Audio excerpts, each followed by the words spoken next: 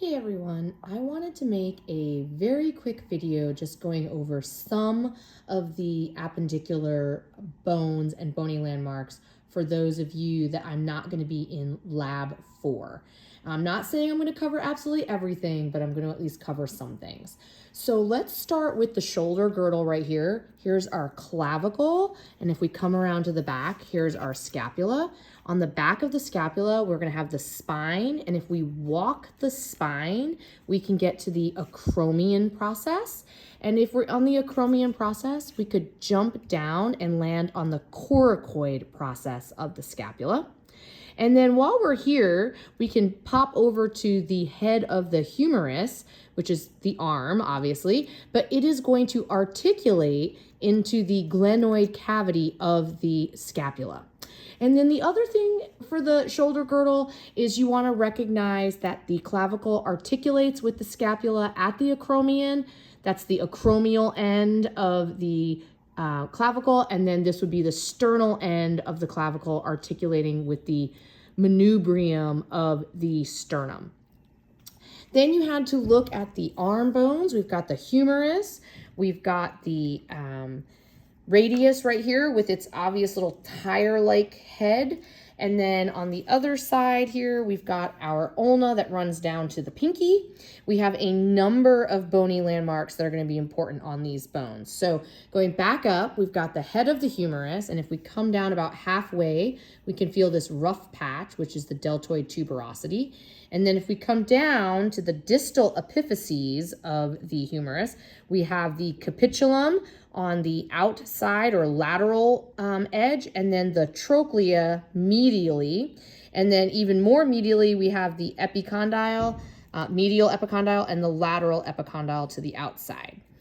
And then we're gonna have the coronoid fossa right where my thumb is, and the coracoid process of the ulna will fit in there when it hinges.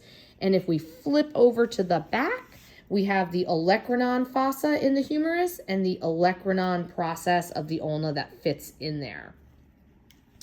And if we come down to the distal ends of the radius right here, we have the styloid process, that little pointy part, and we also have a styloid process right there on the ulna. So lots of bony landmarks to practice identifying. We've got our carpal bones here, we've got our metacarpals, and then we have our phalanges. Keep in mind, the thumb is always number 1, going over to number 5 to the pinky, and the thumb is also called the pollex, and it also only has 2 phalanges, proximal and distal, while all the other fingers have 3. It's going to have a proximal, intermediate or middle, and distal phalange. We'll see the same thing on the feet. Then we have our coxal bones or hip bones or pelvic bones. We've got the ilium with the iliac crest.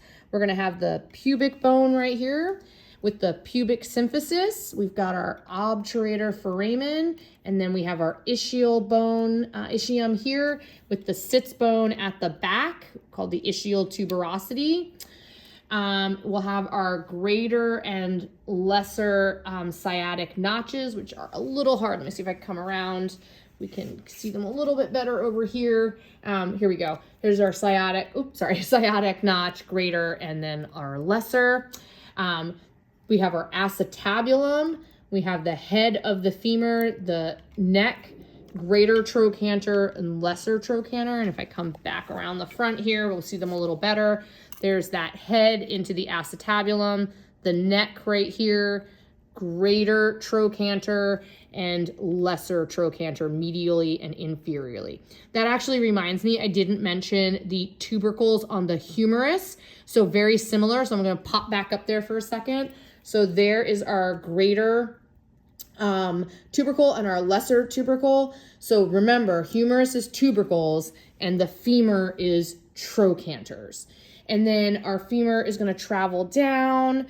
We're going to run into the distal epiphysis of the femur, which will articulate with the tibia underneath. We have the patella, which is a sesamoid bone sitting in front, protecting the knee joint.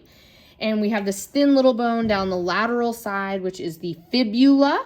So tibia, fibula. And then the tibia will articulate with the talus.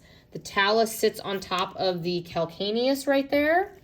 And then we have the navicular bone, the cuboid bone, and the cuneiforms right here. We've got our medial, intermediate, and lateral cuneiforms, metatarsals, like T for toes, tarsals. And then we have the phalanges with the same pattern as we saw in the fingers.